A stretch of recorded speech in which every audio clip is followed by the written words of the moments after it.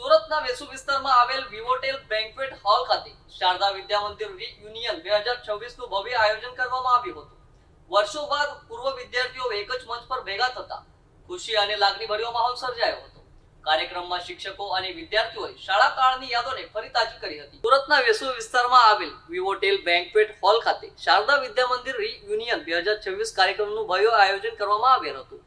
ગોપાલનગર પાંડેસરામાં આવેલી શારદા વિદ્યા મંદિરના પૂર્વ વિદ્યાર્થીઓ વર્ષો બાદ એક જ મંચ પર ભેગા થતા ખુશી અને લાગણીભર્યો માહોલ સર્જાયો હતો.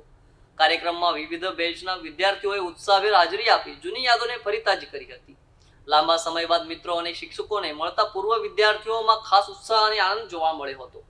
કાર્યક્રમમાં મેનેજિંગ ટ્રસ્ટી ઉમાકાંતભાઈ સાહેબ, વ્યવસ્થાપક યોગી સર, માધ્યમિક અને ઉચ્ચતર માધ્યમિક વિભાગના પ્રિન્સિપલ નરેન્દ્રસિંહ ચાવડા સર તેમજ પ્રાથમિક વિભાગના આચાર્ય હિનાબેન અદવરિયું સહિત શિક્ષકગણ વિશેષ ઉપસ્થિત રહ્યા હતા.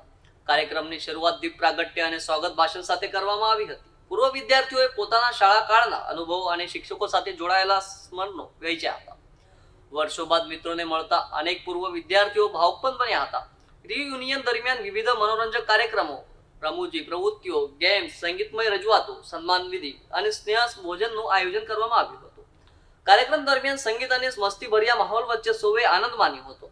સાથે જ શિક્ષકોનું વિશેષ સન્માન કરી તેમના શિક્ષણ ક્ષેત્રના યોગદાનને બિરદાવવામાં આવ્યું હતું. સમગ્ર કાર્યક્રમનું સફળ આયોજન Sharda Vidya Mandir reunion 2024 all tear team દ્વારા સુચારુ રીતે કરવામાં આવ્યું હતું. ઉપસ્થિત મહાનુભાવોએ આયોજનની પ્રશંસા કરી ભવિષ્યમાં પણ આવા મિલન સમારોહ યોજતા રહે તેવી શુભેચ્છાઓ પાઠવી હતી. કાર્યક્રમના અંતે તમામ ટ્રસ્ટીઓ, શિક્ષકગણ, પૂર્વ વિદ્યાર્થીઓ અને આયોજક ટીમનો આભાર વ્યક્ત કરવામાં આવ્યો હતો.